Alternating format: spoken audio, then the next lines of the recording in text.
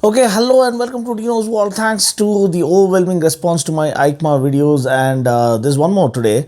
This is the Tuono 457. You can see now I have very clear, crisp, high-res footage of the Tuono 457 I wanted to share with you because earlier it was all rush and day one, so people had to run around. There was a lot of running around and chaotic environment, but now things have settled down.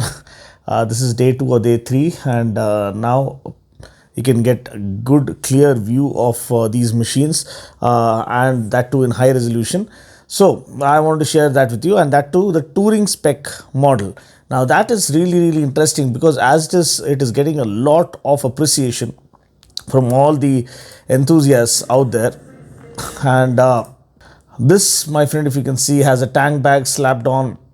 This is the white color variant. The console, as I told you, is the same console as that of the RS457. You have soft luggage, pannier boxes slapped on at the back with saddle stays, and what's missing is just a windscreen, and I'm pretty damn sure they're working on that. You'll get a proper windscreen, and it's going to be a stunning of a touring machine because parallel twin, easy to maintain, not much of a hassle, and tried and tested. Now RS457 is selling well, and a friend of mine also has bought one, so he hasn't had any complaints about any niggles or any issues. So it was only a matter of time. People have loved the design, people loved the form factor. That combined with the function and the reliability and the durability means it's an absolute blockbuster and great value as well. It's not over the top pricing. It doesn't have over the top pricing. It is priced well to take on its competition and kind of obliterate its competition with its pricing. The Tuono was much anticipated because people, as I told you, prefer more comfort right over here, more practicality, more daily usability. Not everyone can afford 2 or 3 bikes per family. Everyone, like most of the families, can afford only one bike. That has to do it all. That has to satiate of your appetite for speed, your appetite for handling, the stability, highway runs, weekend runs, weekend trips, road trips. It has to do it all for you. That's the Indian mentality or the Indian state of mind or the Indian market for you. And I think the Tuono 457 is here to stay and is here to slay. Now people are calling it the Duke killer. Now isn't it a little too soon to say that? Now Dukes have been around since 2012, more than a decade, and more than a decade of dominance. They proved themselves. They've had the shares of teething issues initially, but they have proved themselves with time. There are people, friends of mine, who have clocked thousands of kilometers on their Duke 390s or Duke 200s, and still there is no major issue. Like what comes with standard wear and tear has happened, but nothing out of the box or nothing major issue that has had them, really have a bitter this thing experience with KTM.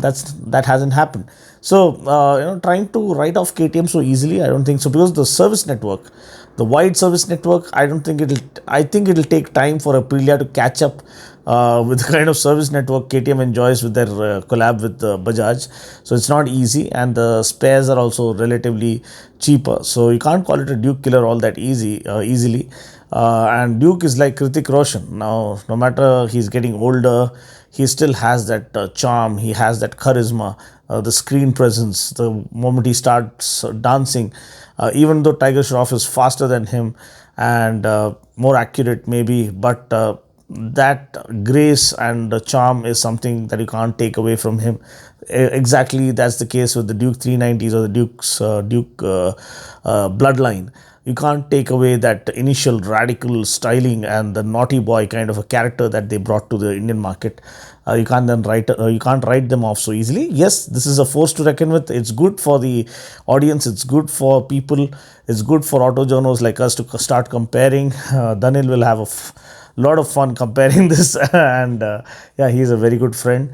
And of course, yeah, we'll have a lot more fun testing them out, trying different machines, giving you more opportunities or more choices to choose from. So it's a win-win situation for the customer. But this is no slouch. This is a well thought out machine that has come out. The design is something purely subjective. Like people were expecting the Tuono 660 design. Now that would have become a little too front heavy maybe. They wanted to make it a little more slender or little more lighter, more compact, and more easier to handle, more less fatigue free riding experience.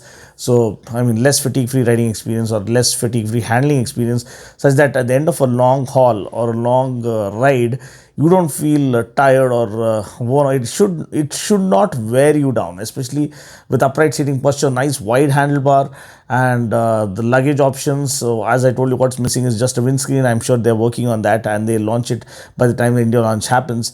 And I won't be surprised if I see a lot more of the Tuonos rather than the RS. And yeah, ever since the RS also happened, people have been asking about when is the Tuono coming out, when is the Tuono coming out, because that's the mentality. Not everyone wants to have that aggressive seating posture. Maybe the youngster, the young blood who wants to enter the super sport culture, who wants to prove themselves, who wants to leave their mark or get started seriously with their super sport passion, they can look at the RS457. But a regular layman who wants a little bit of sport experience and the Aprilia experience, the Aprilia legacy, they want to taste that Aprilia legacy and their engineering prowess, they would go for the safer Tuono 457. And what do you like about what do you think about this one with the red livery? There are two color options that I'm showcasing today, the red and black one and the white one. The white one also looks really good. The red and black one looks really, it pops out on the road. I'm pretty damn sure that the red and black one is going to pop and really offer supreme road presence when compared to the white one. The white one looks very classy, very elegant, and it looks sinister. It looks like the Storm Shadow from GI Joe universe. But the red and black one, the gloss paint really pops under the lights. I hope it really comes with good paint quality. And yeah, rest of the spec, as I told you, RS457 has it written all over it. You have Eurogrip tires, steel radial tires. Apart from that, you have the parallel twin engine, 4 valves per cylinder, liquid cooled, ride by wire, slipper clutch, 457cc engine putting out 47.6 bhp at 9400 rpm and 43.5 newton meters at 6700 rpm. Now don't be surprised if they tweak the power and torque figures slightly, because the naked bikes are all about instant torque. So don't be surprised if the torque at least comes in a little early in the rev band, such that the tuning is more towards enjoying the wave of torque early on, such that the bottom end punch is there for a naked bike.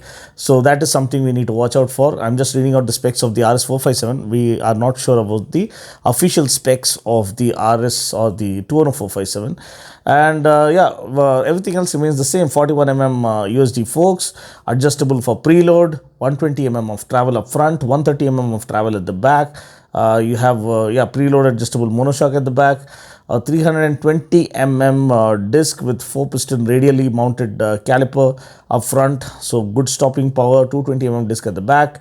17-inch wheels front and rear, 150 section rear tire. As I told you, Eurogrip steel radial tires, one of the finest.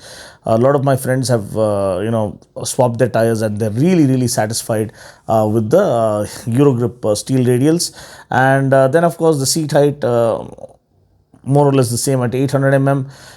Tank capacity is 13 liters and the wet weight is 175 kilos. That is for the RS with the fairing. So minus the fairing, you can minus around 5 kgs for sure. So it might be around 168, 169 or close to 170. So that's pretty much it. What do you like? The Tuono 457 or the RS 457? The Tuono versus the Duke, what would be your pick? The Duke 399 with 46 bhp. This one is 47.6 bhp or close to 48 ps. So what would be your pick and why? Of course, this is a twin, that is a single, and the pricing is something that KTM has to work on, or bring a 499cc twin that they had been working on. Like we had reports that they were working on a 499cc twin long back. Whether that's going to happen or not, we are not sure. But if they make it happen, I think this is the right time to do that, because the Aprilia onslaught is really heavy, and it's going to make its presence felt in the market. So thanks for watching. I just hope I got you a clear glimpse with high resolution video footage of the Tuono 457 in white, as well as the other color, the red and black, as well as the touring variant, the touring edition, with the panniers and the tank bag, as well as the other accessories on board. So that's pretty much it. More updates from EICMA to continue. Stay tuned. I'll catch you guys in the next video. Until then, take care, God bless, and ride safe.